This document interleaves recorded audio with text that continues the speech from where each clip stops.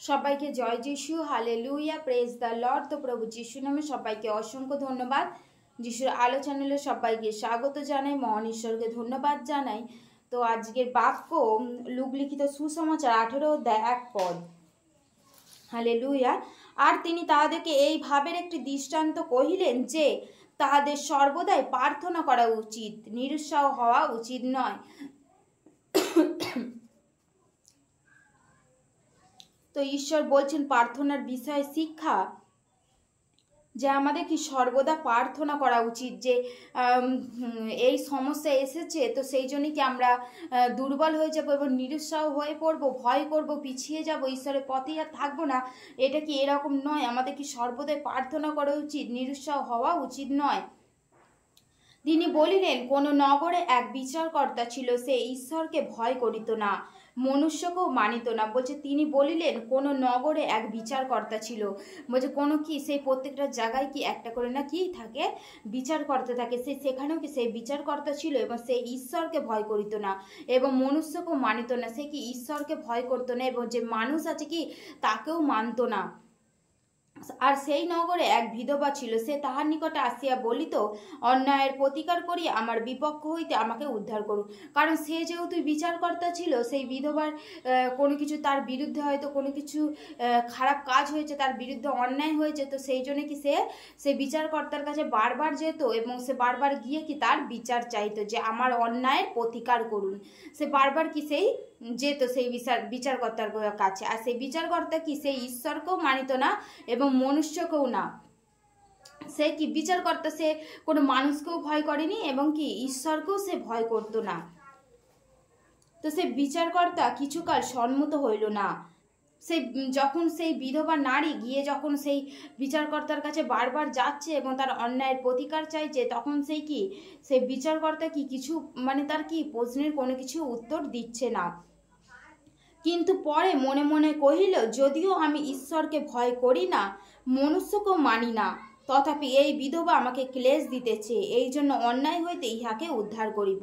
তো দেখো, সেই বিধবা নারী যখন বারবার সেই বিচারকর্তার কাছে যাচ্ছিল, তখন কি সেই বিচারকর্তা বিরক্ত হয়ে গিয়ে কি বলছে, যে আমি তো মনুষ্যকেও মানি না এবং ঈশ্বরকেও ভয় করি না, কিন্তু এই নারী আমাকে কি অত্যন্ত ক্লেশ দিচ্ছে। কারণ সে যেহেতু বারবার যাচ্ছে, তার কি বিরক্ত বোধ হচ্ছে। যখন সে বারবার যাচ্ছে, বিরক্ত বোধ হচ্ছে, তখন কি বলছে, যে এই জন্য অন্যায় হইতে ইহাকে উদ্ধার করিব। সে বারবার যাওয়ার কারণে সেই বিচারকর্তা কি বলছে, যে ইহাকে এই অন্যায় থেকে কি উদ্ধার করব, পাছে এ সর্বদা আসিয়া আমাকে জ্বালাতন করিয়া তুলে। বলে পাছে কি এ সর্বদা এসে আমাকে জ্বালাতন করছে। যদি যে বিচার চাইছে, যে অন্যায়টার উপকার চাইছে, সেইটা যদি আমি করে দিই, তাহলে কি সে আর আমার কাছে আসবে না এবং আমিও কি বিরক্ত বোধটা আমার আর হবে না। পরে প্রভু কইলে, শুনো ওই অধার্মিক বিচারকর্তা কি বলে।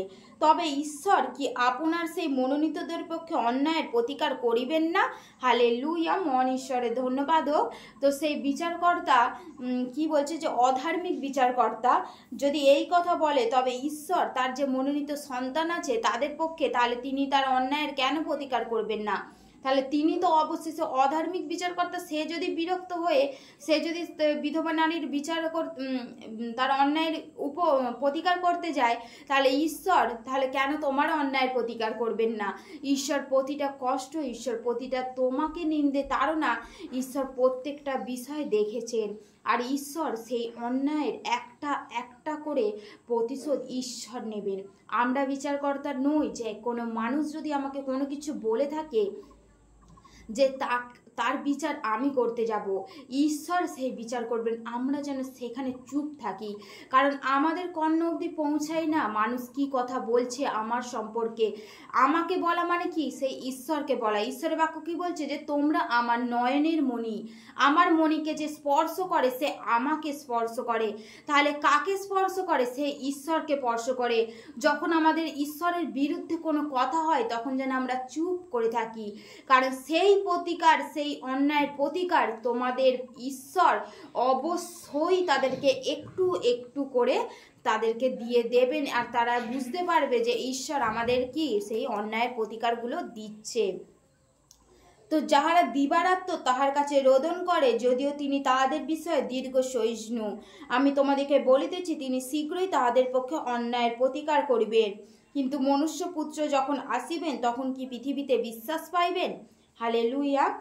বলছে কি সেই যাহারা দিবারাত্র তাহার কাছে রোদন করে, যাহারা দিবারাত্র ঈশ্বরের কাছে প্রার্থনা করে এবং রোদন করে, তাহলে ঈশ্বর কি তাদেরকে আশীর্বাদ করবেন না? ঈশ্বর কি তাদের অন্যায়ের প্রতিকার করবেন না? তাহলে ঈশ্বর অবশ্যই তাদের অন্যায়ের প্রতিকার করবেন, আর ঈশ্বর অবশ্যই তাদের কি বিরুদ্ধে কথা বলবেন। হালেলুয়া, মহান ঈশ্বরের ধন্যবাদ হোক।